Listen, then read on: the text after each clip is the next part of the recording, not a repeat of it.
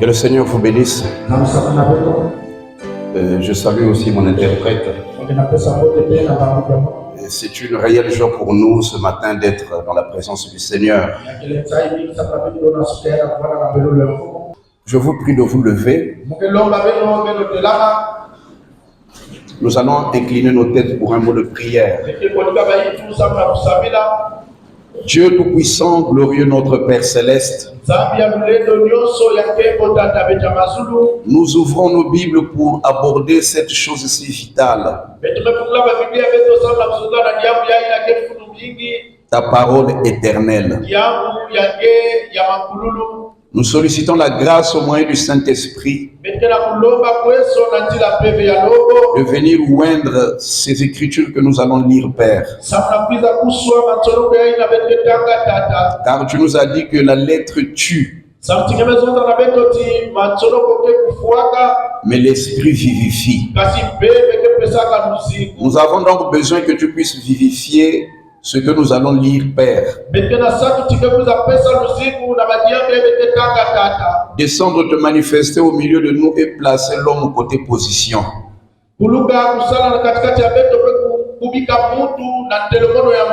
Accorde-le, Père, alors que nous remettons ceci entre tes mains. Je ne suis pas digne de me tenir ici et de parler des choses aussi sacrées.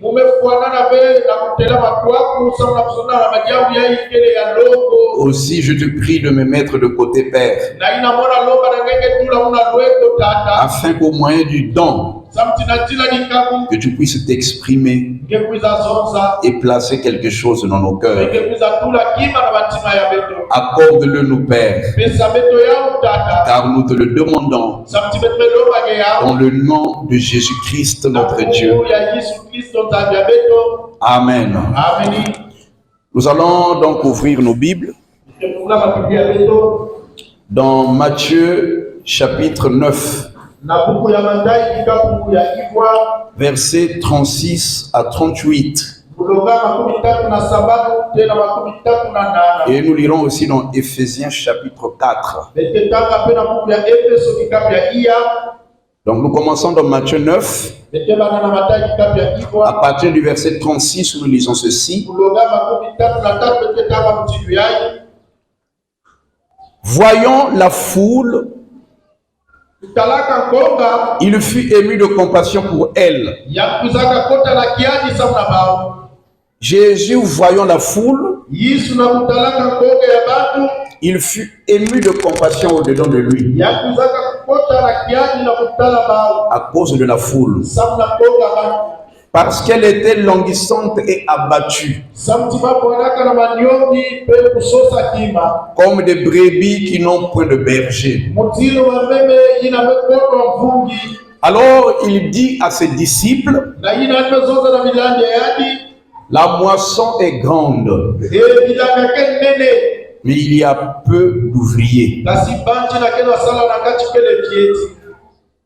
Priez donc le maître de la moisson d'envoyer des ouvriers dans sa moisson. Éphésiens 4, verset 8.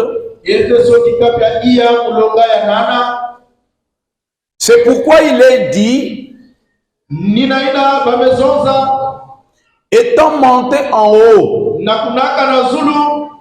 il a amené des captifs. Et il a fait des dons aux hommes. Versets 11 et 12. Et il a donné les uns comme apôtres,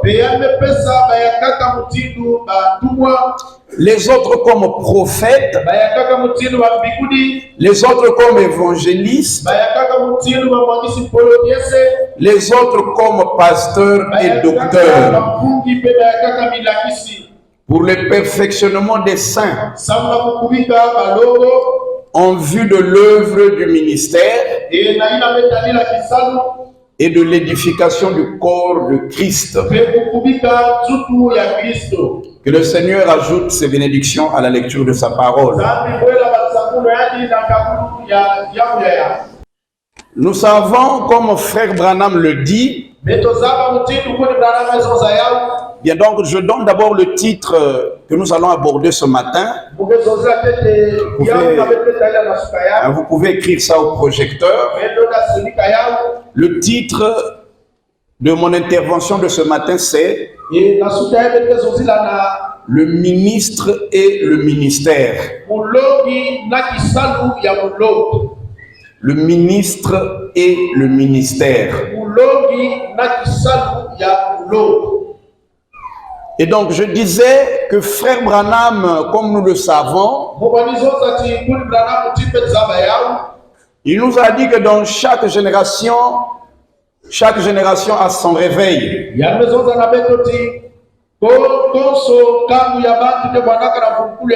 Il y a un réveil dans chaque génération. Et dans chaque génération, Dieu suscite un homme. Il suscite un messager. Et il confie le réveil à ce messager-là. Et ce messager amène le réveil dans cette génération.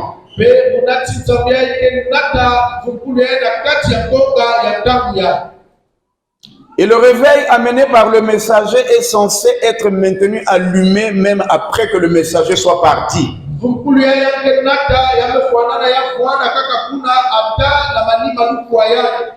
C'est la raison pour laquelle, après qu'un messager ait apporté un message de réveil, Frère Branham dit que son ministère produit d'autres ministères.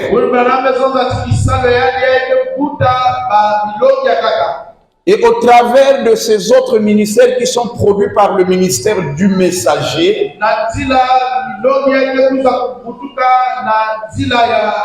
ainsi le réveil est censé continuer. Tant que ceux qui sont sortis de son ministère garderont le message du messager. Mais souvent ceux qui sortent n'apprennent pas combien il est important de ne dire que ce que le messager a dit.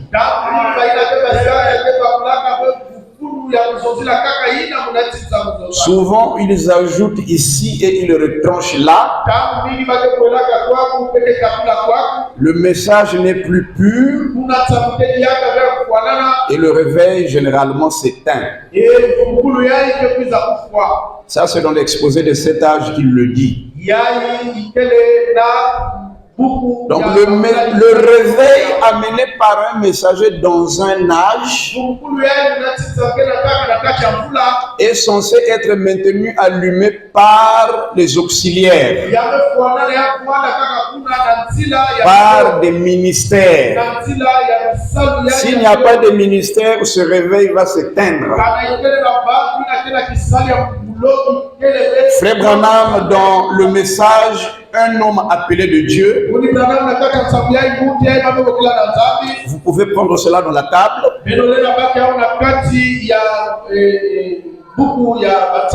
C'est prêché le 5 octobre 1958.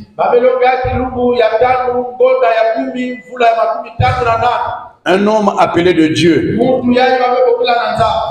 Nous allons prendre le paragraphe 30.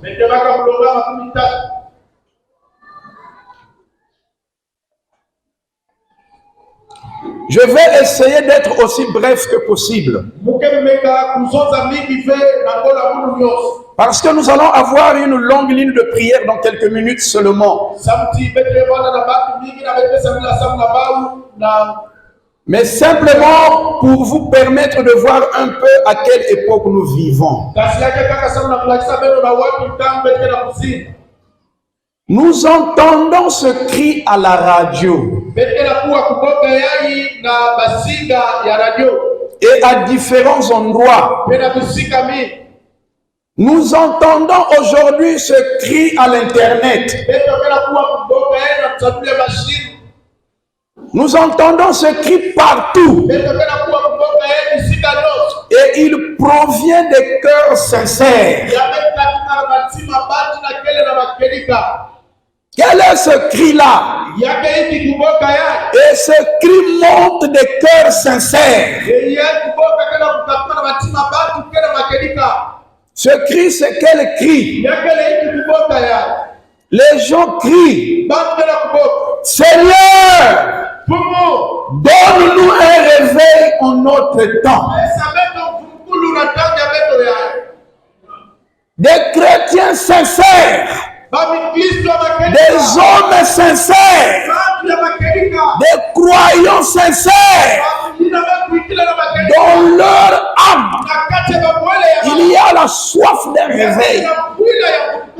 Donne-nous un réveil en notre temps.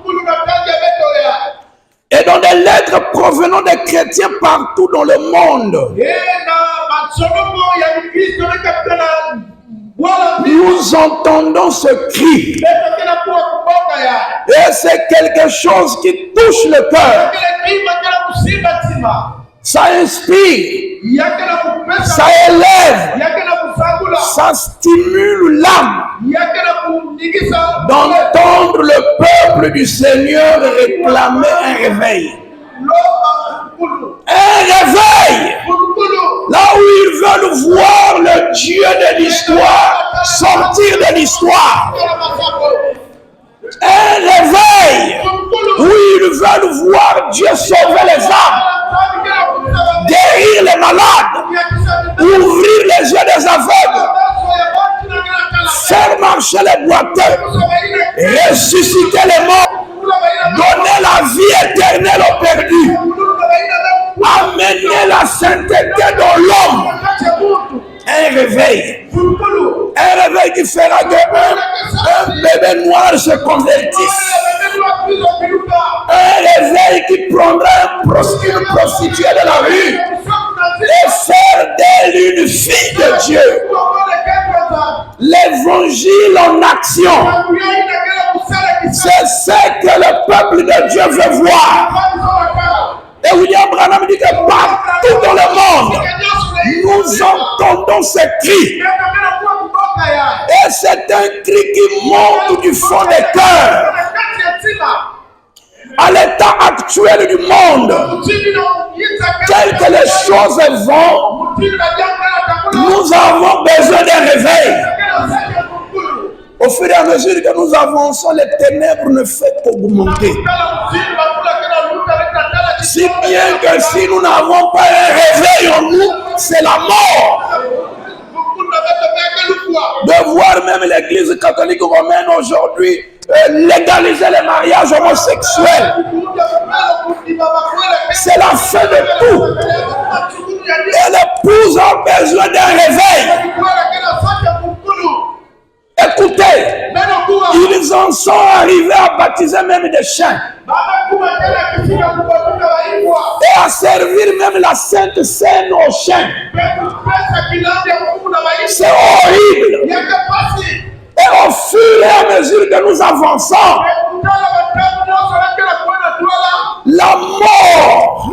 la mort spirituelle va se répandre partout.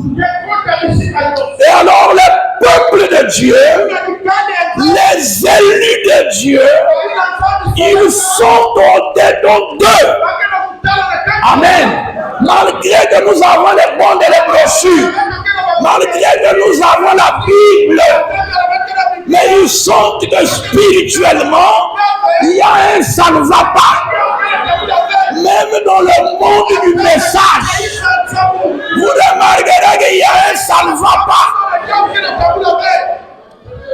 Il y a un manque d'un réveil réel dans les cœurs. Et partout dans le monde, dans les lettres des croyants, le peuple de Dieu réclame un réveil. Et Dieu a fait une promesse. Si le peuple qui est appelé de mon nom se rassemble et qu'il prie, alors je l'exaucerai des cieux. Les gens peuvent se rassembler et faire des réunions de prière et jeûner, prier. Ça n'amènera pas le réveil. Pourtant, c'est une promesse de Dieu que si le peuple qui est appelé en mon nom se rassemble et prie, alors je l'exaucerai des cieux. Et alors, nous ce soir, nous voulons réfléchir là-dessus. Je suis toujours dans le même message au paragraphe 30a. Et souvenez-vous qu'au milieu de tous ces cris, au milieu de ces besoins et désirs qui sont dans les cœurs, Dieu ne peut pas envoyer des réveils. Dieu ne peut pas envoyer des réveils tant qu'il n'aura pas des hommes qui soient en état de le porter. Il n'y aura pas de réveil si Dieu ne trouve pas dans sa main des hommes qui sont capables de porter ce réveil-là. Le réveil est dans les bandes, mais il faut que quelqu'un prenne ça pour porter ça. Vous dites amen à cela? Oui. Nous ne pouvons pas avoir de réveil tant que nous n'aurons pas des hommes. Pourtant, nous avons la Bible. Nous avons les bandes et les brochures. Mais nous n'aurons pas de réveil tant que nous n'aurons pas des hommes appelés de Dieu. Pas n'importe quel homme, mais des hommes qui ont dans leur vie un appel divin. Tant que nous n'aurons pas des hommes appelés de Dieu, des hommes formés par Dieu, qui n'ont pas été formés dans les écoles théologiques ou dans les écoles normales, mais des hommes solides, pas des hommes fragiles, des hommes solides, des hommes de foi que Dieu a instruit à l'école de sa solide formation. Dieu a une école où il forme des hommes. Dieu qui appelle des hommes, il a une école. Nous étudierons cette école-là, où il forme des prédicateurs. Et il les forme dans l'école de sa solide formation. Des hommes qui n'ont pas peur de braver les flammes, qui n'ont pas peur d'affronter des situations. Alléluia. Des hommes qui sont entrés dans la présence de Dieu, qui connaissent sa puissance, qui connaissent son omnipotence et qui connaissent sa puissance de guérison. Des hommes qui ont été formés pour connaître le Dieu vivant. C'est bien de les former par la parole, mais la lettre tue et l'esprit vivifie. Et avant que nous puissions avoir ce réveil, Dieu doit appeler des hommes. Quelqu'un dit amen à la bande. Il n'y a pas de réveil sans ministre, sans quelqu'un qui est appelé. Il n'y aura pas de réveil. Les gens peuvent rester autour d'un système froid et formaliste, mais il n'y aura pas de réveil si Dieu n'appelle pas des hommes. Dieu doit appeler des hommes. Ça ne s'arrête pas à l'appel. Et elle est formée. Des hommes formés par Dieu pour porter ce message.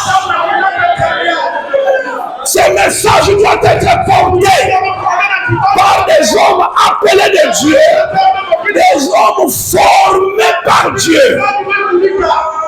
Alléluia. Il ne se préoccupe pas de l'opposition. Même si les gens boudent lui, il avance avec le message. Ils sont disposés à aller à la fournaise ardente dans la défaite. Il peut prier pour un malade, le malade meurt. Demain, il continue à prier pour les malades. Dites Amen. Même s'il y a une défaite quelque part, mais il est disposé d'aller dans la fournaise. Ou il est disposé d'aller dans la fosse au lion ou n'importe où. Ils sont prêts à y aller. Parce qu'ils ont été dans la présence de Dieu. Et ils savent que Dieu existe. Que ce soit dans la victoire ou dans la défaite, ils vont quand même tenir le coup. Il y a des moments où parfois des choses peuvent devenir rudes pour un homme de Dieu, mais il tient le coup. Amen. Voilà le genre de formation que Dieu donne aux hommes. Et c'est très étrange de penser que Dieu ferait ça. Que c'est comme ça que Dieu forme ses hommes. Mais c'est ce qu'il fait au travers de ces preuves. Des épreuves de la vie. Il taille un homme. Il forme un homme. Il permet parfois qu'il passe par certaines situations. C'est l'école de sa formation. Amen. Est-ce que vous notez cela? Nous avons besoin d'un réveil. Nous avons besoin que Dieu sorte de l'histoire et qu'il devienne réel parmi nous. Pour que cela soit fait, il faut que Dieu appelle des hommes et qu'il les forme. Des hommes formés pour porter le message de William Marion Branham.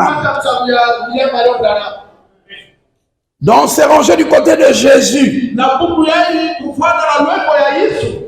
Prêché le 1er juin 1962.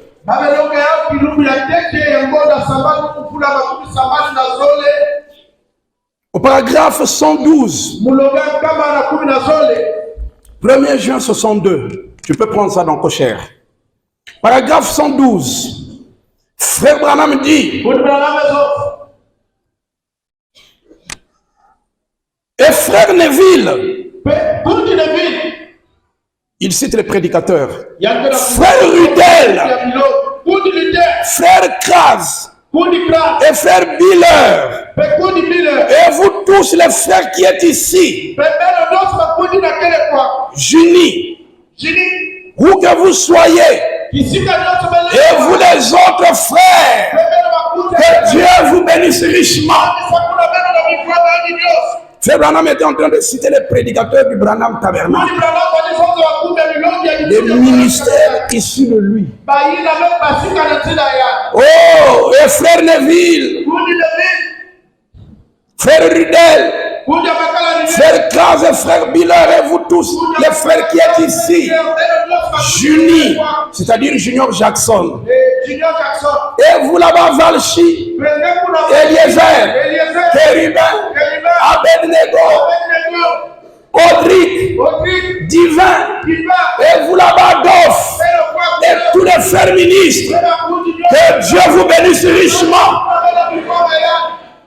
Je vois Terry Lynn, Charlie Cox, David. Beaucoup d'entre vous, jeunes gens ici présents, Que Dieu vous soigne.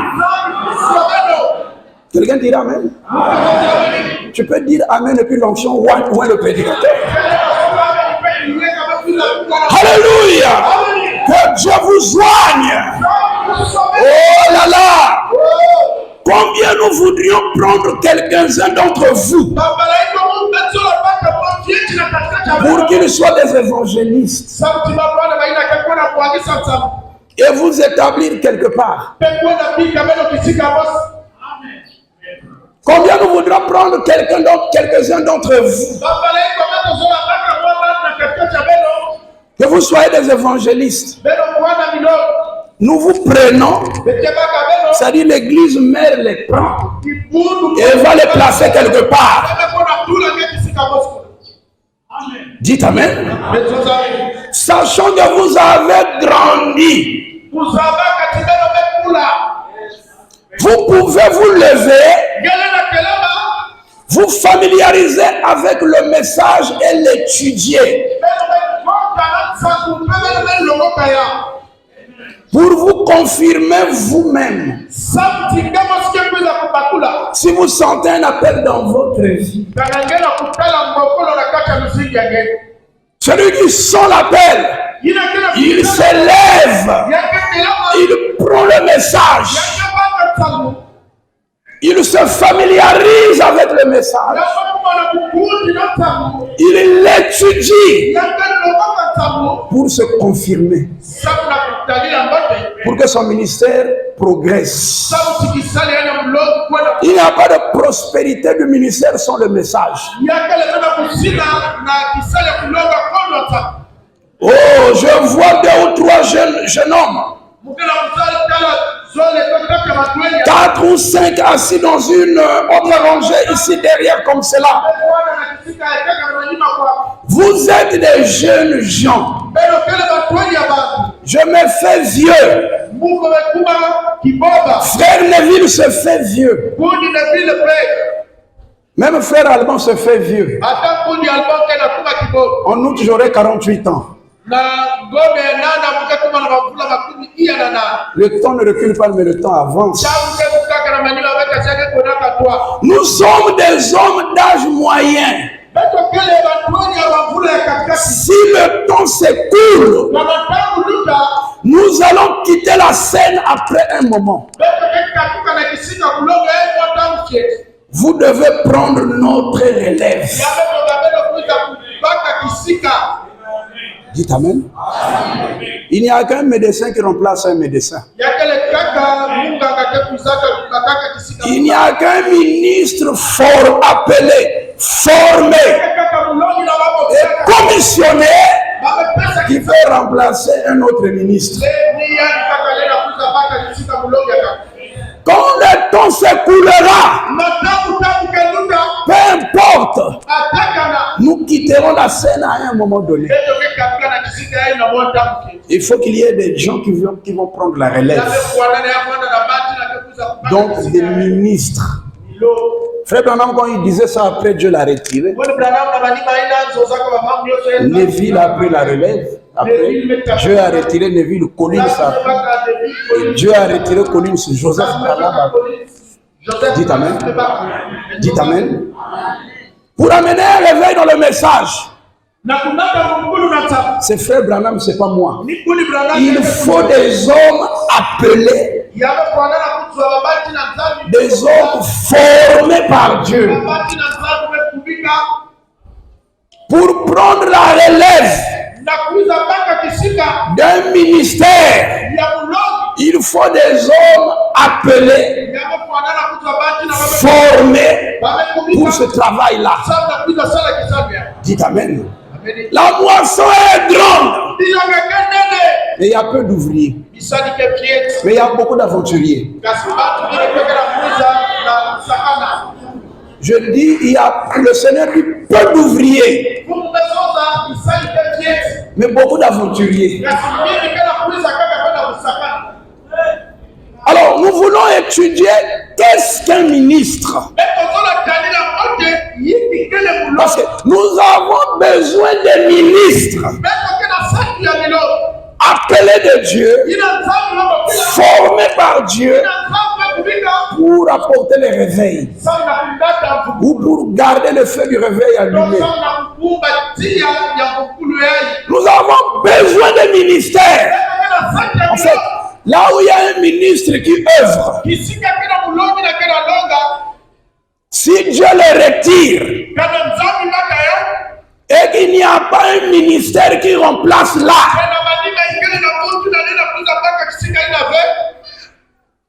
généralement le trouble entre. C'est la vérité, mes frères. Il faut un don appelé et formé par Dieu lui-même pour continuer l'œuvre. Parce que le ministère d'Élie a continué dans Élysée, mais en double portion. Le ministère de Moïse a continué en Josué et a fait posséder Canaan aux gens. Le ministère de Jésus-Christ a continué au travers des apôtres. Le ministère de Paul a continué par Jean. Et le ministère de Jean a continué par Polycarpe. Et le ministère de Polycarpe a continué par Irénée. Ainsi de suite. Et si vous êtes là, il faut des hommes appelés de Dieu, formés par Dieu, pour porter le réveil là, pour continuer à garder les caractéristiques du message. Alors, qu'est-ce qu'un ministre? Nous voulons le savoir. Parce que pour avoir un réveil, nous avons besoin d'un ministre appelé et formé de Dieu. Pour assurer la relève de l'œuvre de Dieu, il faut un ministère. Un homme appelé et formé par Dieu. Maintenant, qu'est-ce qu'un ministre? Le subjonctif masculin ministre est un emprunt au latin ministère. Adjectif dérivé de minus qui signifie serviteur. Le mot ministre signifie serviteur. En latin, on dit minus. Ce qui veut dire serviteur. Amen. Paul était un ministre de Christ. Lisons un peu son discours devant le roi Agrippa. Paul va nous expliquer ici comment il est devenu ministre. Dans Actes chapitre 26, à partir du verset 12. Un peu plus haut, il relatait comment il militait pour le judaïsme.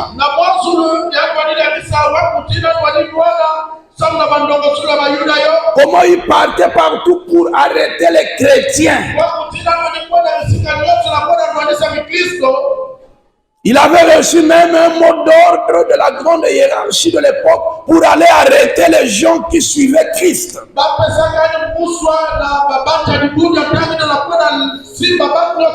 Et il est en train d'expliquer ici au verset 12 comment il se rendait à Damas pour arrêter un groupe de chrétiens qui se rassemblaient là-bas. C'est dans ce but que je me rendis à Damas,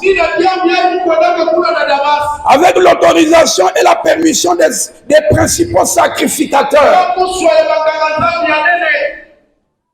Vers le milieu du jour, ô roi, je vis un chemin resplendir autour de moi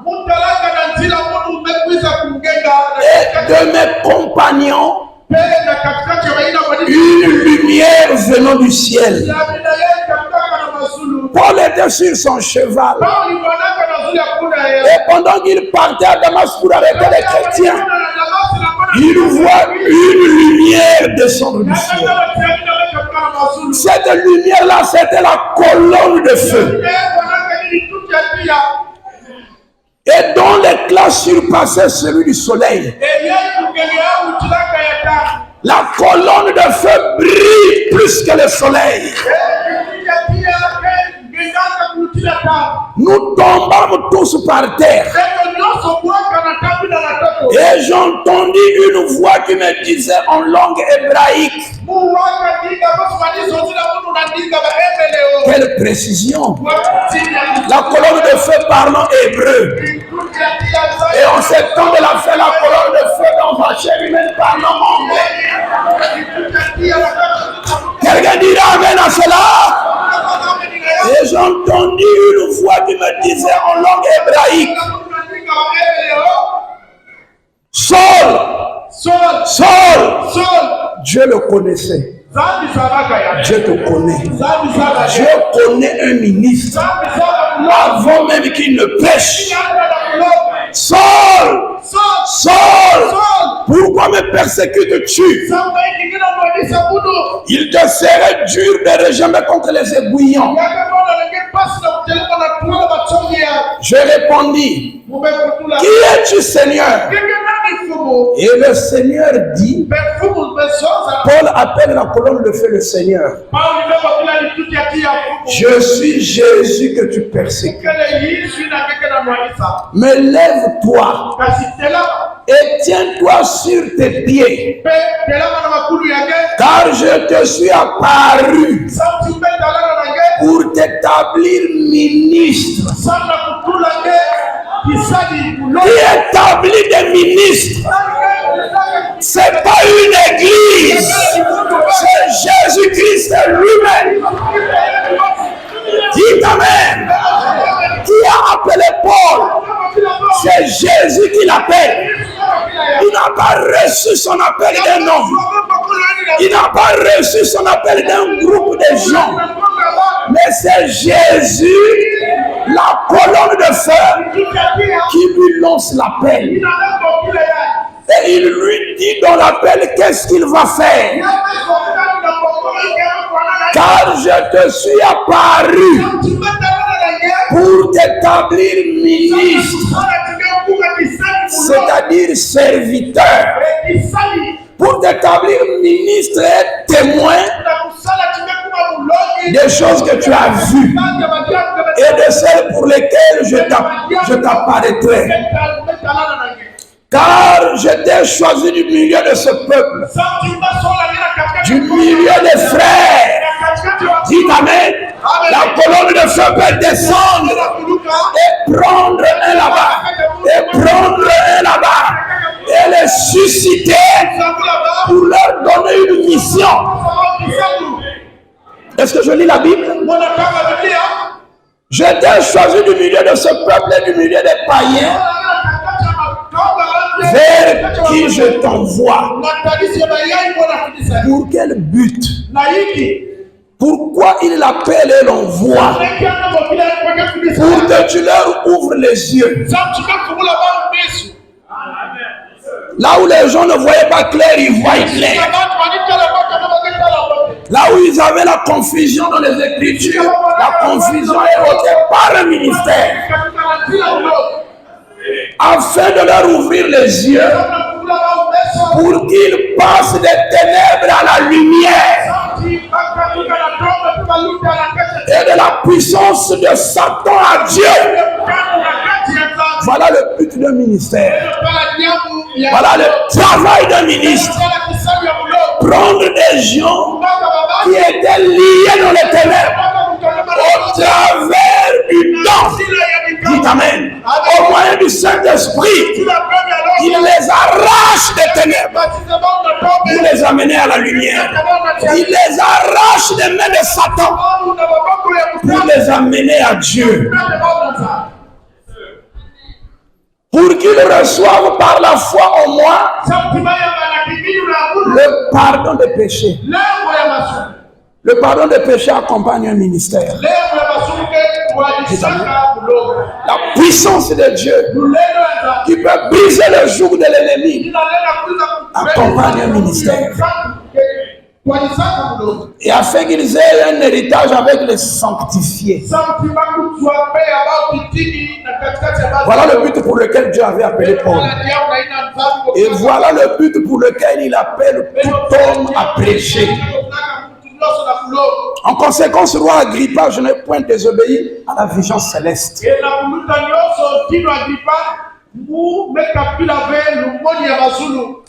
Quelqu'un comprend cela?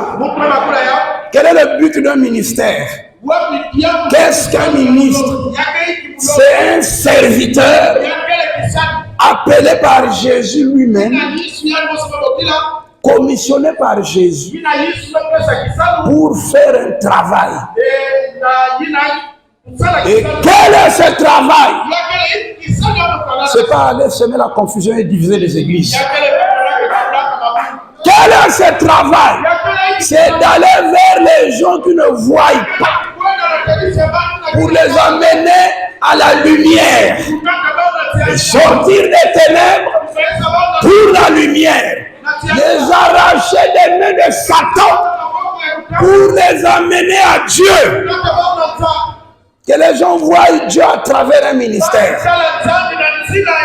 Que les gens soient délivrés. Alléluia. À travers un ministère. Que les gens soient bénis à travers un ministère. Et il y en a 5. Il y a 5 types de ministres. 5 types de prédicateurs. Vous avez compris qu'est-ce qu'un ministre? C'est un serviteur appelé par Jésus lui-même, envoyé par Jésus, avec la mission d'aller sortir des ténèbres ceux qui étaient liés pour les amener à la lumière,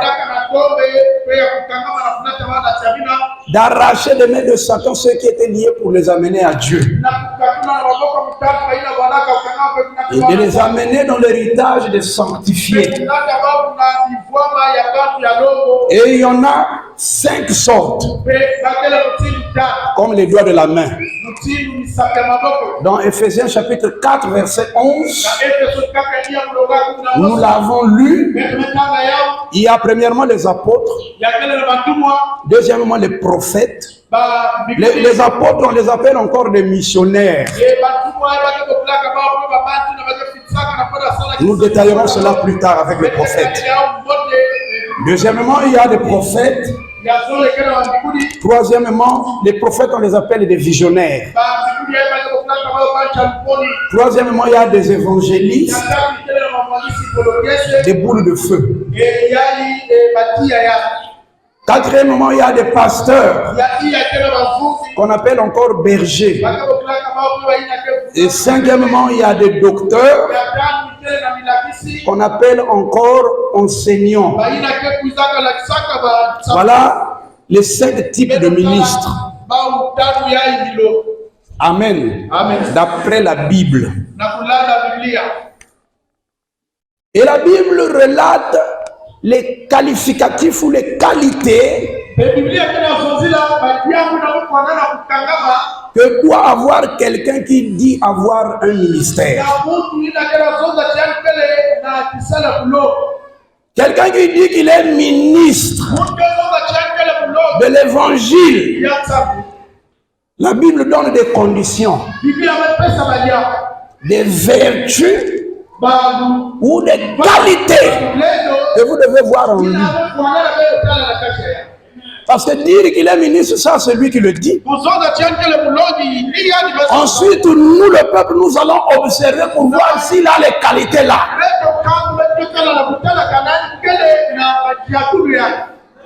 Si on ne voit pas les qualités bibliques, je serai fixé. Un jour, il y a un jeune homme qui est venu devant Frère Branham. Oh, Frère Branham, Dieu m'a appelé au ministère. prêcher l'évangile. Je vais secouer les nations. Voilà des bouleversements, des réveils. Frère Branham était avec Billy Paul. Il dit, oh frère, que Dieu te bénisse vraiment. Va de l'avant. Après, le frère est parti. Frère Branham a regardé Billy Paul. Il dit, Billy, à ce que je sache, Dieu n'a jamais appelé ce jeune homme.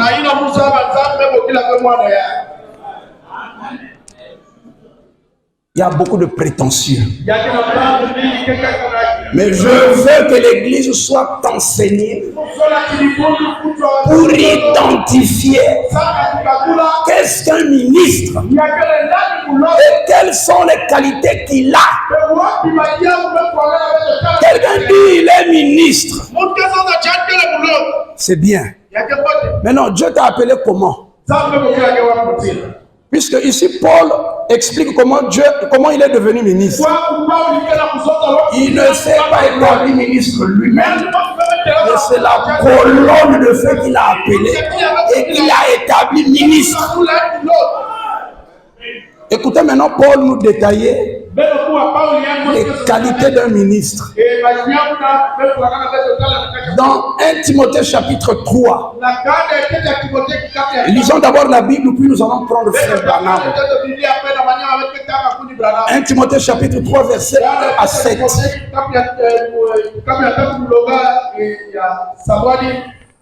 Cette parole est certaine. Si quelqu'un aspire à la charge d'évêque, il désire une œuvre excellente. Frère Branham, il dit en d'autres termes, si quelqu'un aspire à devenir ministre, il dit que ça brûle. C'est une bonne chose. C'est une œuvre excellente. Mais après, il y a des conditions. Est-ce que nous pouvons y aller? Il faut donc que l'évêque ou le ministre soit irréprochable. Dites Amen. Un prédicateur doit être irréprochable. On ne doit pas entendre qu'il s'est battu là-bas. Il insulte les gens à l'internet. Il fait ceci, cela. Il doit être irréprochable. Mari d'une seule femme. Dites Amen. Il ne doit pas être un polygame. Il ne doit pas être un marié, divorcé, remarié. Dites Amen. Il ne doit avoir qu'une seule femme. S'il en a, après il va là-bas, vous êtes placé. Vous dites Amen. Un prédicateur qui ne fait que tomber. Il ne remplit pas les conditions d'un Timothée. Il doit être marié d'une seule femme. Sobre. Ça, c'est la troisième qualité. Donc, irréprochable, l'irréprochabilité, première condition. Deuxième condition, la fidélité conjugale. Mari d'une seule femme. Troisième condition, il doit être sobre. Ça doit être quelqu'un, c'est pas un bavard. Il ne garde pas de secret, il n'est pas tranquille, il est agité. Un ministre ne doit pas être comme ça. Un ministre est une pierre pesante. Il doit être sobre, modéré, c'est-à-dire tempérant. Il a la tempérance, il a la maîtrise de soi. Il doit être réglé dans sa conduite. Vous dites Amen. Il doit avoir une conduite correcte. Il doit être hospitalier. gentil. Il partage. Un ministre pingre.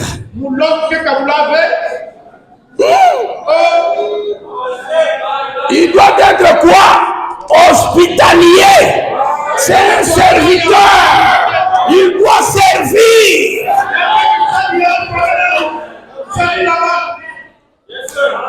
Et non pas se servir. Il doit être propre à l'enseignement. Capable d'enseigner. Voilà. Paul mentionne au verset 2 ici 7 qualités.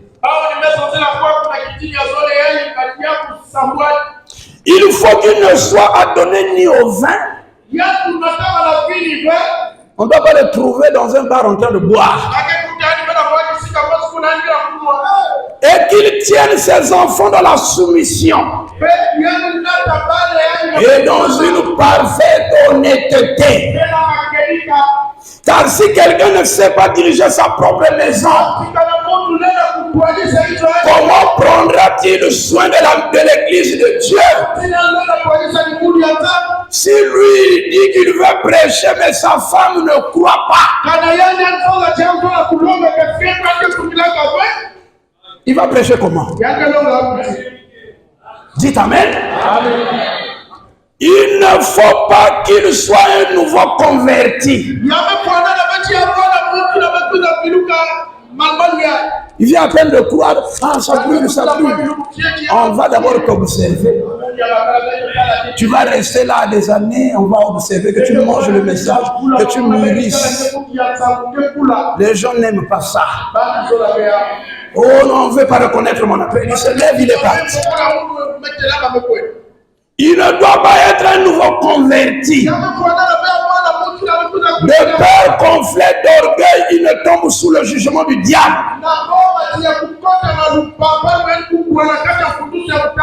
Il faut aussi qu'il reçoive un bon témoignage de ceux du dehors.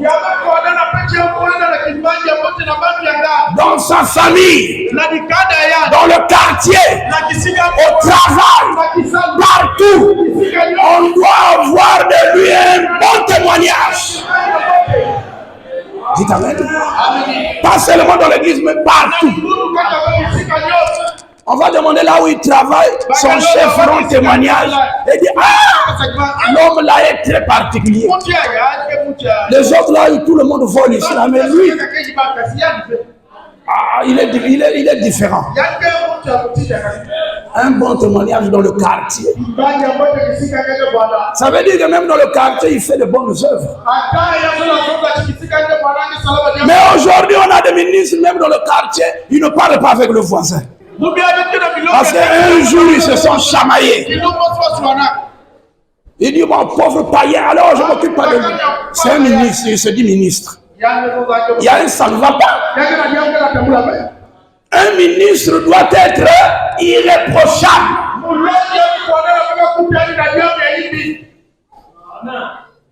Vous êtes là? Si vous voulez savoir qu'est-ce qu'un ministre, prenez 1 Timothée 3. Verset 1 à 7.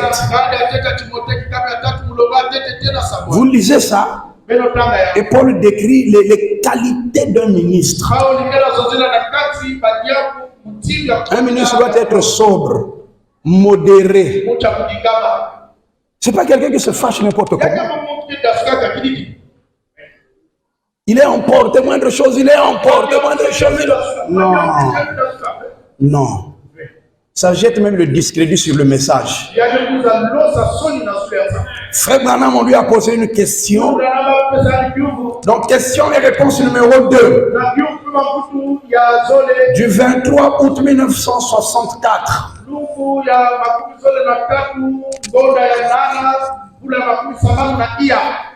23 août 1964. Paragraphe 80. Nous allons donc lire la question. Frère Branham, pour quelqu'un qui a un conjoint vivant dont il est divorcé,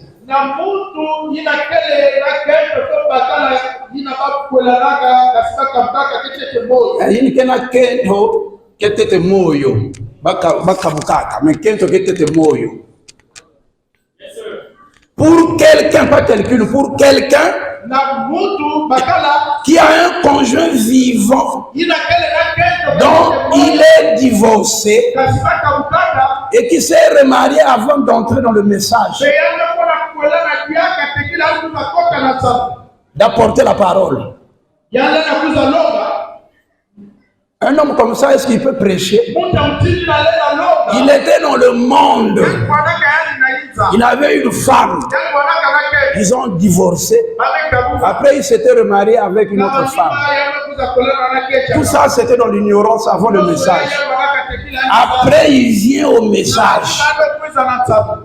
Est-ce que quelqu'un de comme ça peut apporter la parole? Il peut prêcher. Est-ce qu'il peut devenir ministre? Frère Branham répond. Eh bien, dans 1 Timothée chapitre 3 verset 2, si vous voulez noter ça, et c'est dans Tite 1:6. Je veux que vous lisez ça par rapport à cette question. Si un homme aspire à la charge d'évêque ou de prédicateur, à l'évêque là-bas au verset 2 de 1 Timothée 3, Frère Branham dit c'est aussi un prédicateur. Si quelqu'un aspire à la charge d'évêque ou de prédicateur, d'une chose ou l'autre dans l'église, il ne doit avoir qu'une seule femme. Voilà, tous les prédicateurs polygames devraient laisser la chair. Est-ce que quelqu'un dit Amen à William Marion Branham? Celui qui ne l'écoutait même pas, n'écoutait pas un polygame, il ne vous transmettra jamais la vie. Parce que Dieu est lié à ses lois. Si un homme aspire à la charge d'évêque ou de prédicateur, d'une chose ou l'autre dans l'église, il ne doit avoir qu'une seule femme. C'est exact. Un ministre. Et alors, c'est 1 Timothée 3 verset 2 et Tite 1:6. Oui, très bien. Maintenant, remarquez que la Bible dit que l'homme qui est ministre dans la maison de Dieu aura une seule femme. J'aimerais écouter un amen. Un divorcé remarié n'a pas de ministère. Parce que Dieu veille sur ses dents. Dites amen. Marié, divorcé et remarié, même si ça brûle, il n'y a pas de ministère. Dieu aurait dû veiller.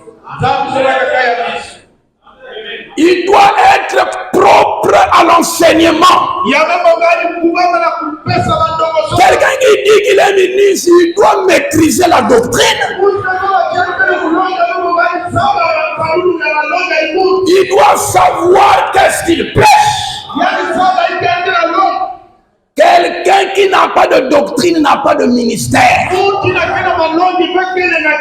Il va s'embrouiller tout le temps. Jésus est déjà venu à Ivan. Oh, il viendra à Ivan. William Marion Branham et Dieu, il va. Après un certain moment, il revient. Non, un ministre n'est pas flottant. Un ministre, c'est quelqu'un qui est debout dans la parole. Amen. Amen. Frère Branham dans Apocalypse chapitre 5. Deuxième partie. Il a prêché le 18 juin 1961. Au paragraphe 67. 18 juin 61, Apocalypse chapitre 5, deuxième partie. Paragraphe 67. Maintenant, mes amis, à mes amis qui sont à divers endroits au monde et qui entendent ceci sur bande magnétique,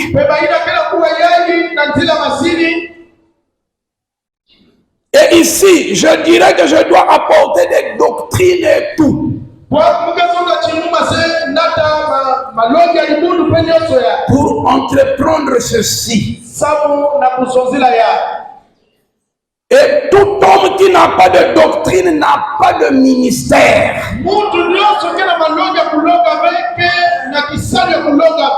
Il ne maîtrise pas la divinité. Il ne maîtrise pas qui est William Branham. Les COD. Il n'a pas de ministère. Ce n'est pas la peine de se débrouiller.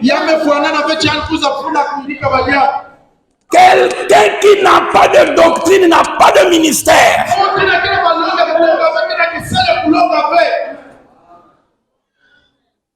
Amen. C'est William Marion Branham. Parce que c'est l'une des conditions de 1 Timothée 3:2. Il doit être propre à l'enseignement. Il doit prêcher non pas ses idées, mais le message. Et il doit avoir la colonne vertébrale. Il doit avoir mangé le message. Manger le message. Il doit avoir au-dedans de lui un volume du rouleau. Il doit avoir mangé la Bible pendant des années. Manger la parole pendant des années. Dites Amen. Amen. Il doit avoir en lui un dépôt. Paul a dit à Timothée, Timothée mon fils, garde le dépôt. Un ministre, il doit avoir un dépôt de la parole. Afin que quand des situations s'élèveront, il a la parole pour régler les problèmes. Il ne va pas régler les problèmes avec les coutumes du village, avec les pensées des hommes. Il doit être propre à l'enseignement. Et tout homme qui n'a pas de doctrine n'a pas de ministère. Frère Branham dit dans Apocalypse chapitre 4, troisième partie, prêché le 8 janvier 1961.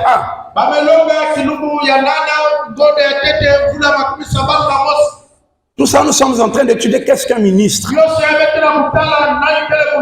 Bien des fois, nous les ministres, nous vous disons, tu dois être chrétien, voilà comment se comporte le chrétien. Maintenant, là, nous allons parler des ministres.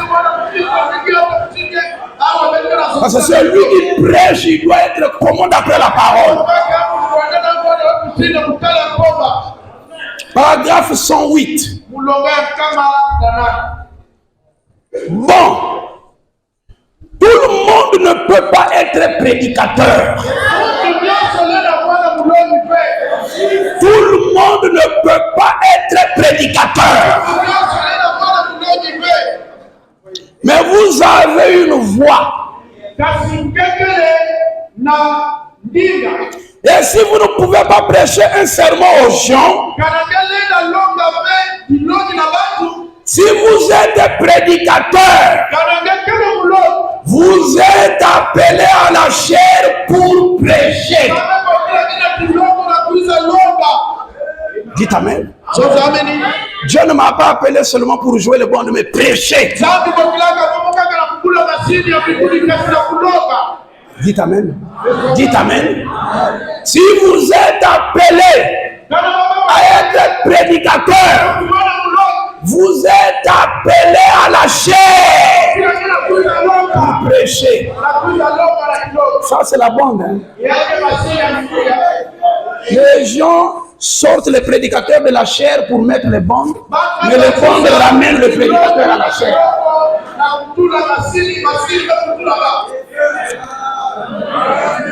Si vous êtes appelé à être prédicateur, vous êtes appelé à la chair pour prêcher. Si vous ne l'êtes pas, vous êtes néanmoins prédicateur. Seulement vivez un serment devant les gens. Chacun de vous est un prédicateur. Mais pour vivre un serment. Mais il y a des gens que Dieu a appelés à prêcher. Ils doivent monter du haut de la chair pour prêcher. Que votre sermon soit vécu. Et c'est la voix de Dieu qui apportera la condamnation à ceux qui rejettent cela. Les gens diront, personne ne peut trouver quelque chose dans la vie de cet homme ou dans la vie de cette femme. Ils sont doux. Si jamais il y a un homme de Dieu, c'est bien cet homme ou cette femme-là. Vous voyez, vivez vos sermons au travail, à l'école, à la maison, dans les familles, dans le quartier, partout. Que vous soyez homme ou femme, vous prêchez aux gens en vivant le message. Sans même exhorter. Mais la vie que vous menez est une prédication aux gens qui vous regardent. Et les gens auront soif de devenir comme vous. Tellement doux, humble, gentil. C'est bien que votre vie frappe les gens. Regardez, j'ai conduit beaucoup de gens au Seigneur sans prêcher. Généralement dans ma famille, je n'ai pas pris la Bible pour exhorter, mais ils voient, ils regardent, je vais aller à l'église. Et ils viennent à Christ. La vie. Amen. Que chaque chrétien mène. Cette vie-là est une prédication. Dites Amen. Ça donne la soif aux gens. Et Frère Branham dit, n'essayez pas de les prêcher. Non, de prêcher des sermons. Si vous n'êtes pas appelé à être prédicateur, vous mélangerez tout. De toute façon, vous apporterez de la confusion et vous embrouillerez les gens. Quand quelqu'un écoute la prédication là, mais il veut dire quoi? Je suis confus. Un mélange terrible. Il parle des histoires du village, il parle des scénarios, il fait des humours, il rentre là-bas. Après, à la fin, vous ne savez même pas, il veut prêcher quoi exactement. Vous êtes embrouillés. Frère Branham dit, eh bien, vous allez les ruiner. Et vous vous ruinerez vous-même aussi. Vivez tout simplement vos serments. Parce que tout le monde n'est pas appelé à être prédicateur. Quelqu'un dit amen à cela?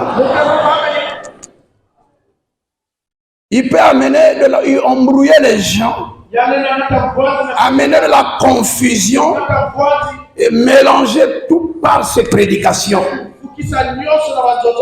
Mais il peut aussi embrouiller les gens par sa vie.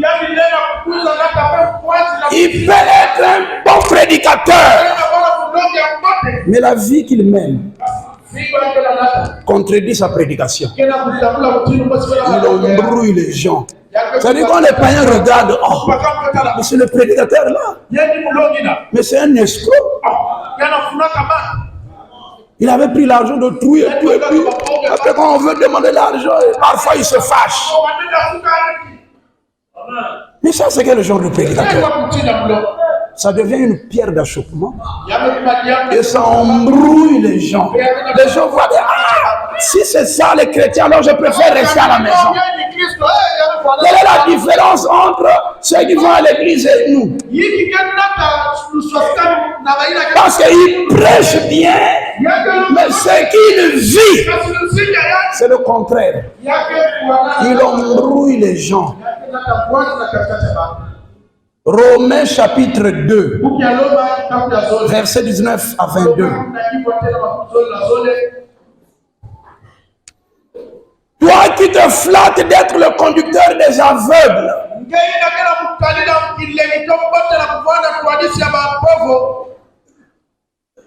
parmi les gens là-bas, tout le monde, il dit à tout le monde, je suis ministre, je suis ministre, je suis un prédicateur. Et les aveugles sont là en train d'acclamer, je suis un ministre. Toi qui te flattes d'être le conducteur des aveugles, la lumière de ceux qui sont dans les ténèbres. Parce qu'il connaît les Écritures. Et quand il est au milieu des frères, il démontre. Et les gens sont épatés. Paul lui dit, le docteur des insensés,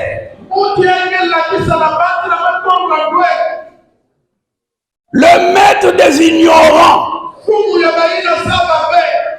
parce que tu as dans la loi la règle de la science et de la vérité, tu connais les Écritures, tu sais les manipuler. Toi donc qui enseignes les autres, tu ne t'enseignes pas toi-même. Toi qui prêches de ne pas dérober, tu dérobes. Il prêche aux autres de payer la dîme, mais lui-même il ne paye pas la dîme. Toi qui dis de ne pas commettre d'adultère, tu commets l'adultère. Toi qui as en abomination les idoles, tu commets des sacrilèges. C'est un prédicateur avec des films pornographiques dans son laptop, dans son téléphone, mais c'est un ministre. Personne ne voit ce qu'il fait, mais Dieu voit ce qu'il fait dans le secret. Mais il se dit ministre, mais il commet des sacrilèges. Toi, tu te fais une gloire de la loi. Tu déshonores Dieu par la transgression de la loi. Car le nom de Dieu est à cause de vous blasphémer parmi les païens. Comme cela est écrit. À cause de beaucoup d'entre nous prédicateurs, les païens ne croient plus. Nos actions embrouillent. Quelqu'un dit amen à cela. Voilà pourquoi vous devez surveiller un prédicateur. Il doit être un homme correct. dont Dieu tient sa parole. Prêché le 20 janvier 1957.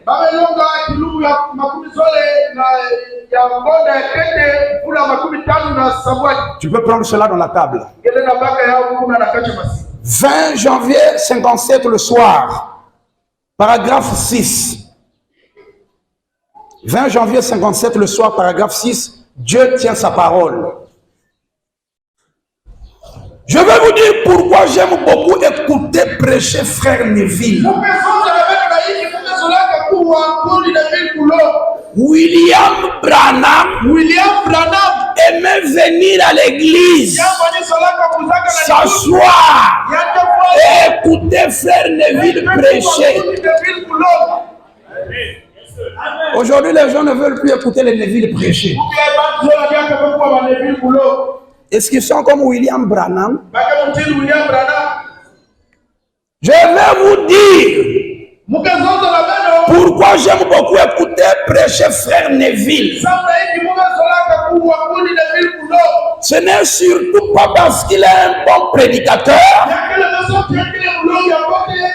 mais parce que je sais qu'il vit ce qu'il prêche.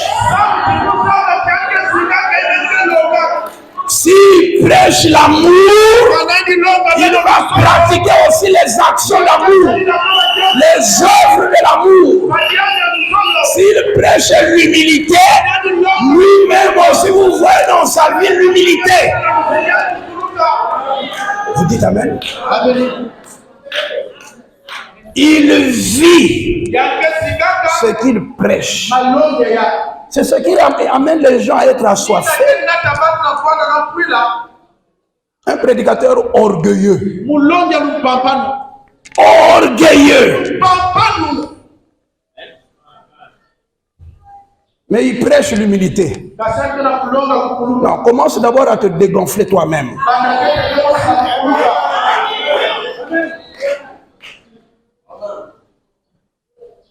Ce n'est pas surtout parce qu'il est un bon prédicateur, mais parce que je sais qu'il vit ce qu'il prêche. Et je préférerais que vous viviez une prédication devant moi plutôt que de m'en prêcher une. Ça sera plus efficace. Dites Amen. Quelqu'un a compris qu'est-ce qu'un ministre? Un ministre est un serviteur appelé par la colonne de feu. Le Seigneur Jésus-Christ lui-même est placé comme ministre avec une mission de sortir les gens des ténèbres pour les amener à la lumière, de sortir les gens des mains de Satan pour les placer dans les mains de Dieu et les amener à partager l'héritage avec les sanctifiés. Quelles sont les conditions d'un ministre? 1 Timothée 3. Il ne doit pas être un nouveau converti. Il doit être irréprochable, sobre, modéré, tempérant, avec un bon témoignage, mari d'une seule femme, avec un bon témoignage au dehors, propre à l'enseignement. Et il doit vivre ses enseignements. Dites Amen. Amen. Lui, il prêche le pardon, mais lui-même ne pardonne pas. C'est drôle. C'est vraiment drôle. Il prêche aux gens, n'ayez pas des ennemis, mais lui-même, il a des ennemis. Il ne s'entend pas avec l'autre. Mais un ministre, c'est une honte. Dites Amen. Amen. Bien, alors je vais aborder le tout dernier point pour quelques minutes et nous terminons. Nous allons continuer cela mercredi. Nous avons compris qu'est-ce qu'un ministre d'après la Bible et le message. Alors, nous voulons maintenant étudier pour ces quelques minutes qu'est-ce qu'un ministère. Parce que le ministre, c'est la personne. Mais le ministère, c'est le travail de cette personne-là dans le corps de Christ. Alors, le ministère, dans le christianisme, c'est le service qu'un croyant accomplit selon un appel particulier qu'il a reçu de Dieu pour l'évangile de Christ.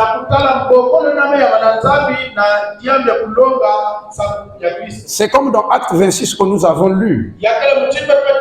Vous voyez que Dieu a appelé Paul, après il lui a dit le genre de travail qu'il devait faire. Vous comprenez cela? Donc le ministère, c'est le travail ou la tâche qu'il va exercer. Prenons la définition de frère Branham. Dans le message, l'influence d'un autre. Frère Branham va nous définir ce que c'est qu'un ministère.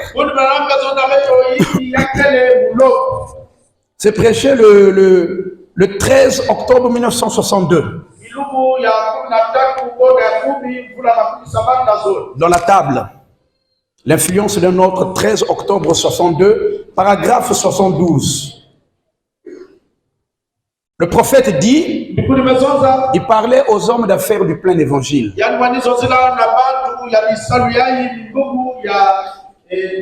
Puisqu'à un certain moment, tout le monde voulait prêcher. Même ces hommes d'affaires du plein évangile voulaient prêcher. Et je leur ai dit, frère, il y a quelque chose qui ne va pas. Vous êtes des hommes d'affaires. Premièrement, vous ne comprenez pas l'approche. Vous voulez prêcher, mais vous ne comprenez pas l'approche d'un ministère. Aujourd'hui, tout le monde sur Facebook veut devenir prédicateur. Mais les gens ne comprennent pas l'approche d'un ministère. Vous ne comprenez pas l'approche du ministère. Parce que le ministère, c'est quoi? Le ministère, c'est un don dépendant d'un appel de Dieu. Premièrement, le ministère est un don. Ce n'est pas un problème sentimental. Ça doit être un don. Il est né avec. En fait, on ne devient pas ministre, mais on est ministre. Même quand il était dans le monde là-bas, les dénominations, s'il y avait le temps, il est venu au monde un ministre. Un ministre, c'est une étoile dans la chair humaine. C'est un don. Et Paul dit que toutes les étoiles ne brillent pas de la même manière. Et tous les ministères ne brillent pas de la même manière. Le ministère, c'est quoi, frère Branham? C'est un don dépendant d'un appel de Dieu. Il est né avec le don. Il grandit, il avance, il avance, il avance. À un moment donné, Dieu doit l'appeler. Dieu a placé dans l'église premièrement des apôtres, puis des prophètes, des docteurs, des évangélistes, des pasteurs. Dieu les a placés là pour le perfectionnement de l'église. Les hommes d'affaires devraient témoigner. Les femmes, les ménagères, peu importe si vous êtes la bonne chez quelqu'un, témoignez. Faites tout ce que vous pouvez pour le royaume. Mais n'injectez jamais vos propres idées. Dites simplement ce que dit le message et allez de l'avant. Il y a des gens qui sont appelés à témoigner seulement du message. Mais ne prêchez pas. Si le don là n'est pas en vous, si vous n'avez pas un appel pour cela, n'essayez pas. Voyez? Mais non, n'essayez pas de prêcher avant de savoir que Dieu vous a appelé. N'essayez pas. N'essayez pas. Si ce n'est pas Dieu qui vous a appelé, n'essayez pas. Même si vous avez déjà prêché, mais si c'était vos propres sentiments et que vous réalisez que ce n'était pas l'appel de Dieu, déposez la chose. N'essayez pas de prêcher sans savoir que Dieu vous a appelé. Restez avec votre témoignage. Parce que si vous ne le faites pas, vous irez dans la mauvaise catégorie. Et alors vous cacherez tout. C'est ainsi. Et cela ne plaît pas du tout à Dieu. Amen. Amen. Un ministère est une prédestination. Avant même que la personne ne naisse, Dieu l'a choisi ministre avant la fondation du monde. Dans Jérémie chapitre 1, versets 4 et 5. La Bible dit, la parole de l'Éternel me fut adressée en ces mots. Avant que je t'eusse formé dans le ventre de ta mère, je te connaissais.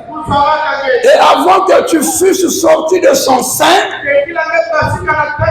je t'avais consacré. Je t'avais établi prophète des nations.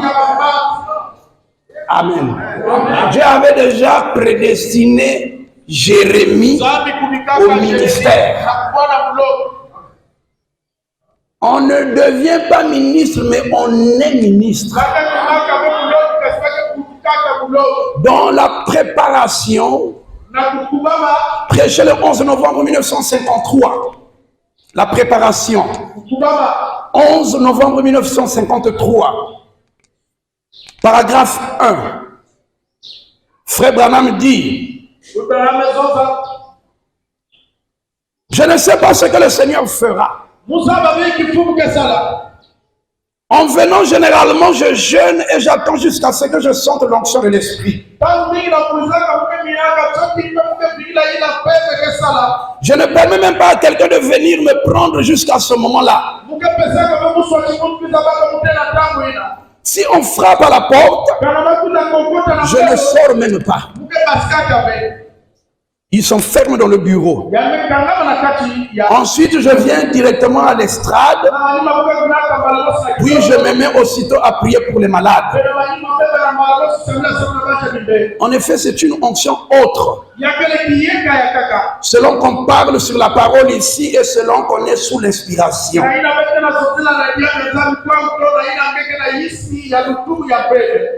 Eh bien, laissez-moi expliquer cela une fois de plus afin que vous puissiez parfaitement comprendre.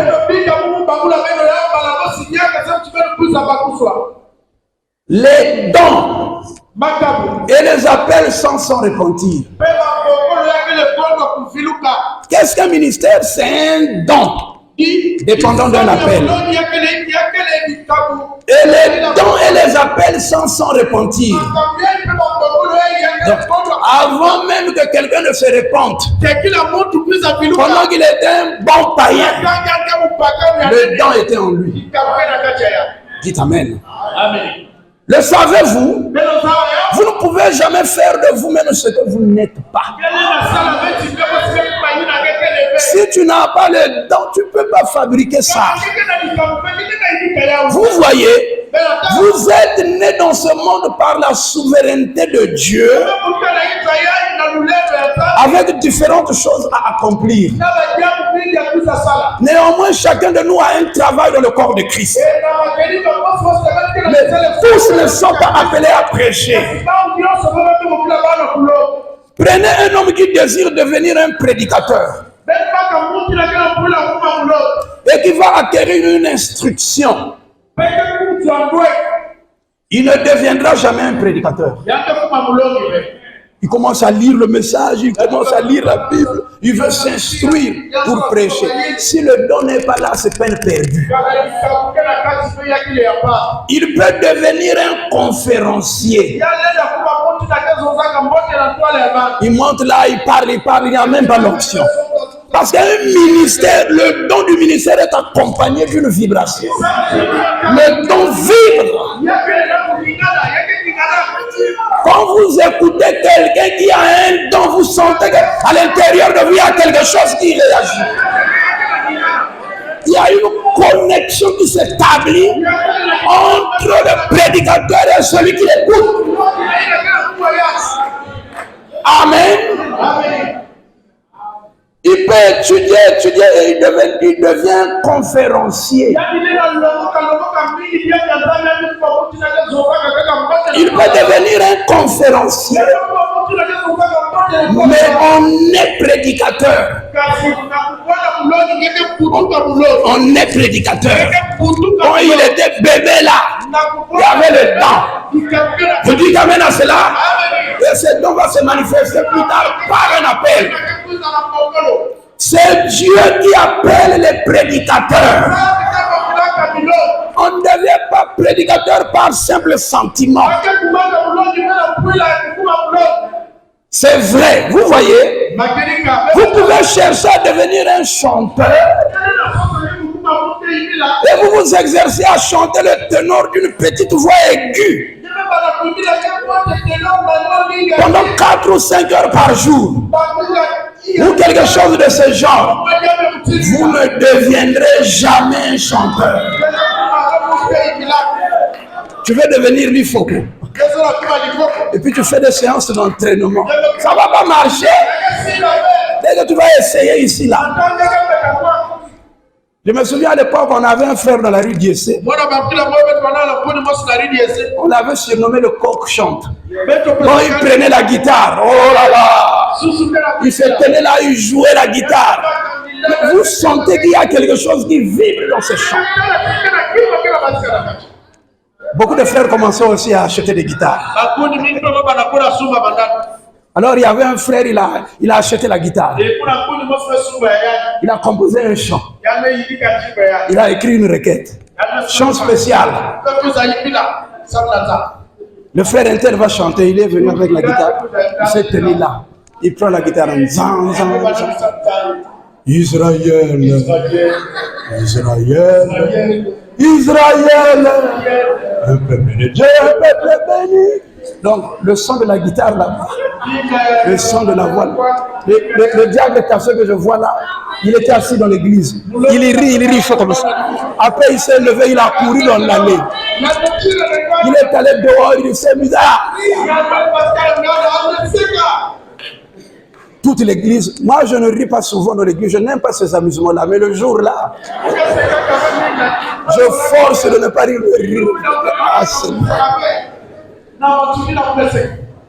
le frère Jean qui conduisait le chant est monté en chair. Il dit que le Seigneur vous bénisse. Levez-nous, nous allons prier. Quand les gens se sont levés, oh Seigneur Dieu, c'était grave. Le pasteur Jérémie méditait dans le bureau. Quand il est monté du haut de la chair, il a coupé ça en petits morceaux. Si vous n'avez pas le dent, laissez ceux qui ont le dent faire le travail. Votre place est ailleurs. Vous dites amen? Quand on avait terminé le frère là, il a appelé un autre frère. Il dit, frère, viens d'abord. Prends pour toi la guitare là. C'est pas ma place. Et j'ai honoré le courage de ce frère là. on ne se débrouille pas. Si le temps est en vous, vous n'allez pas vous débrouiller à faire quelque chose. Parce que l'onction du Saint-Esprit vient oindre les dents et il s'exprime.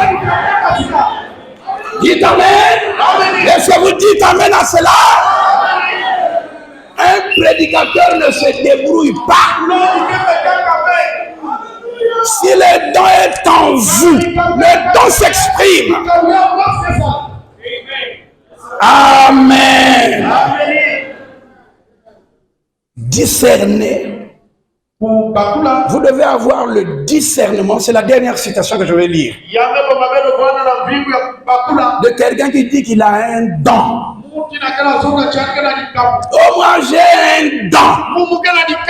Discerner ce motif.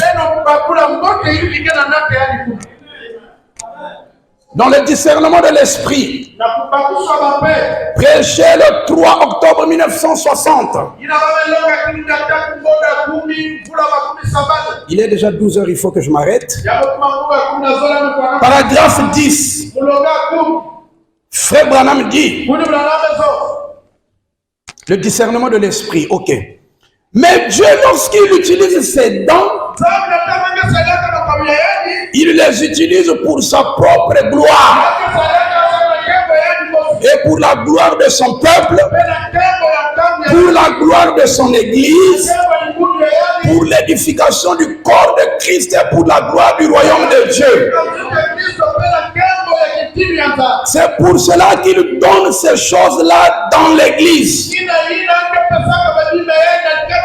C'est pour cela qu'il a des docteurs, des prophètes, des évangélistes, des pasteurs. Ils sont là pour l'édification de l'église et pour la gloire de Dieu. Et le prophète ne doit pas aller se mêler au monde et prendre un don et en faire ce que Balaam en a fait. Et ainsi faire des ravages ou chercher à en faire de l'argent. S'il est un prophète, il est censé révéler Dieu à l'église et rester éloigné de toutes les choses du monde. Tout cela est pour la gloire de Dieu. Paragraphe 14. Maintenant, si un homme vient et qu'il a un grand don, il vous dit que lui, il a un grand don.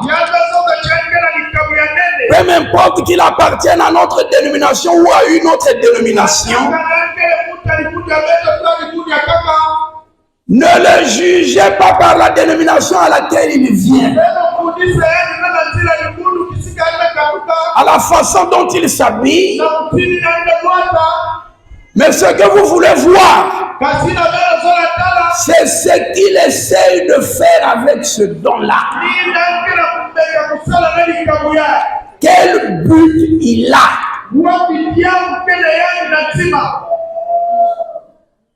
S'il essaye d'utiliser son influence pour se forger un grand nom, à partir de ça, j'aurai suffisamment de discernement de l'esprit pour savoir que c'est faux. À l'époque, on avait un frère. Il était très bouillant. Non, c'est un frère qui aimait la parole. Dans le communion frère, dès que vous vous rencontrez, il parle. Le message. Vous pouvez faire même toute la journée en train de parler du message. Avant, il venait chez moi. On restait là de 20h jusqu'à demain matin. Autour du message. Et on ne termine même pas. Et ce frère-là, un jour, il me disait, frère Alban, moi j'ai un appel au ministère. J'ai un grand don. Un grand don, je te dis. Je suis un évangéliste. Oh, le jour que je monterai du haut de la chair, il y aura du feu partout là. Tout le Congo va bouger. Ce que vous voyez là avec tous ces prédicateurs, ce n'est rien. Le jour que moi je vais monter, oh, vous allez voir. J'avais vu un ange. Moi je le regardais. Frère, Robert Sunda connaît. Je peux dire que le frère là a été lancé beaucoup bouillon. Vendeur nous connaît. Le jour que je vais prêcher, je dis, ah frère. Bon, peut-être que le don est vrai, mais l'attitude, il a dit, non, avec moi c'est comme ça. Moi j'avais vu un ange qui m'a parlé et puis il explique ses expériences. Les expériences c'est bon, mais les attitudes. Les attitudes. William Branham dit quelqu'un qui a un vrai don, généralement il essaye d'esquiver ça. Il ne veut pas bomber le torse pour se mettre au devant. Si vous voyez quelqu'un qui bombe le torse, c'est Branham qui fait attention. Maintenant, ça fait des années que le frère là prêche. Tout est calme. Hein? Le Congo ne bouge même pas. Tout est calme. On n'entend même pas parler de lui. L'orgueil, c'est pas bon. Je parle de l'orgueil des ministres. Soyez humbles et Dieu vous élèvera. Dites Amen. Oui. Peu importe qu'il soit précis, que ce soit parfait ou autre, c'est faux si ce n'est pas utilisé pour le corps de Jésus-Christ. Réalisez quelque chose. Il a peut-être un grand don avec lequel il pourrait attirer les gens par une grande puissance intellectuelle ou spirituelle. Et peut-être qu'il essaie d'utiliser ce don pour se rendre célèbre. Les célébrités. Des gens qui veulent se faire remarquer même à l'internet.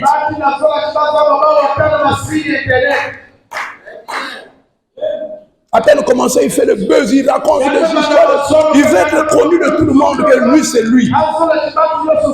Là, ce n'est pas pour l'intérêt de Christ. Vous imaginez-vous que si Jésus, parce que le ministère, c'est la continuité du ministère de Dieu. Si Jésus était là, il irait à l'internet pour faire tout ce que nous voyons les prédicateurs faire aujourd'hui. Non. Mon Christ ne le ferait pas. Oui. Et peut-être qu'il essaie d'utiliser ce don pour se rendre célèbre, afin d'avoir un grand nom, de sorte que d'autres frères le considèrent comme quelqu'un d'important. Alors c'est faux.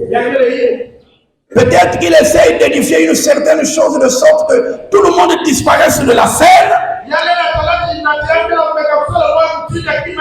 et que lui et son groupe puissent entièrement l'occuper. Il travaille pour mettre les autres en pièces. Tout le temps, ses prédications, c'est d'essayer de diminuer les autres pour se prévaloir. Frère Branham dit, or encore ceci est faux. Voyez-vous, ce que moi, Dieu ne fait pas dans mon ministère, il va le faire dans le ministère de quelqu'un d'autre. On a besoin les uns des autres. Et parfois même dans une église, vous voyez la course des ministres. Est-ce que je peux dire des choses? Il veut diminuer les autres pour monter. Et les gens qui sont assis là, vous devez avoir le discernement. Un ministre ne combat jamais un ministre du haut de la chair. La chair n'est pas un lieu de règlement des comptes. La chair est faite pour prêcher l'évangile.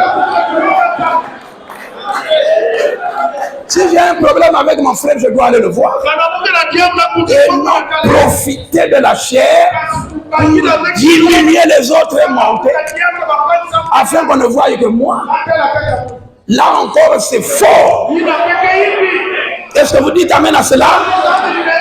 Il faut que je m'arrête, mes amis. Nous reviendrons là-dessus. Nous continuerons là-dessus. Nous creuserons là-dessus. Est-ce que quelqu'un peut se lever maintenant?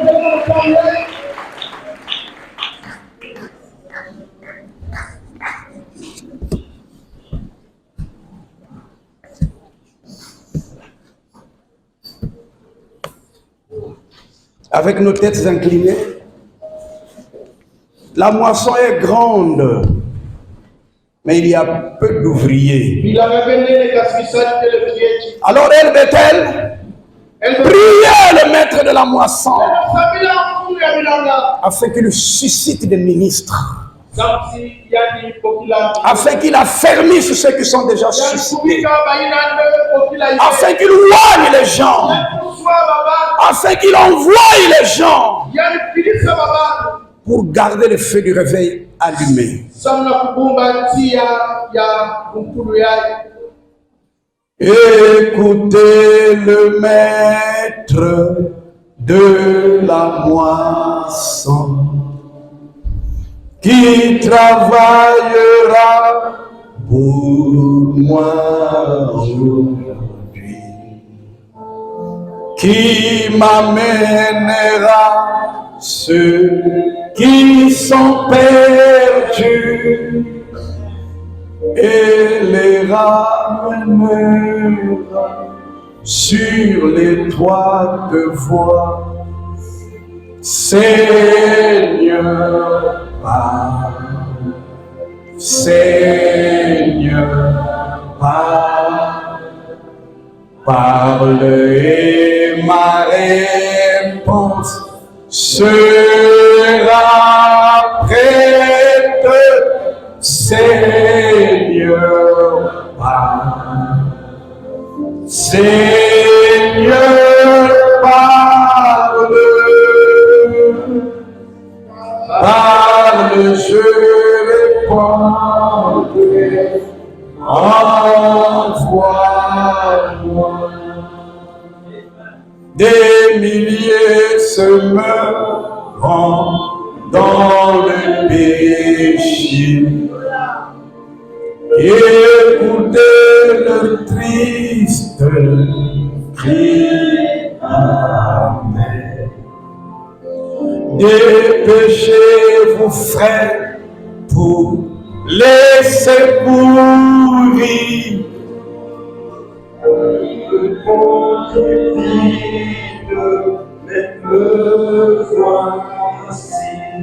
Oui, Seigneur, parle, Seigneur, parle et ma réponse sera prête. Seigneur, parle, Seigneur,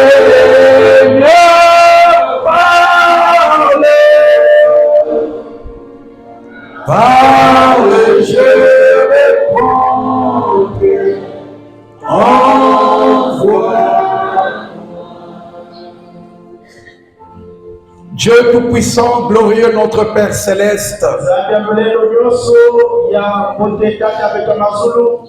nous venons humblement devant ta présence avec révérence pour nous confier entre tes mains, Père. Effectivement, dans nos cœurs, nous avons faim soif d'un réveil. Nous avons faim soif de voir le Dieu vivant. Le Dieu vivant manifesté au travers de la puissance de l'évangile, avec des signes, des miracles et des prodiges qui sont censés accompagner l'évangile, Père. Étant monté en haut, tu as amené captif la captivité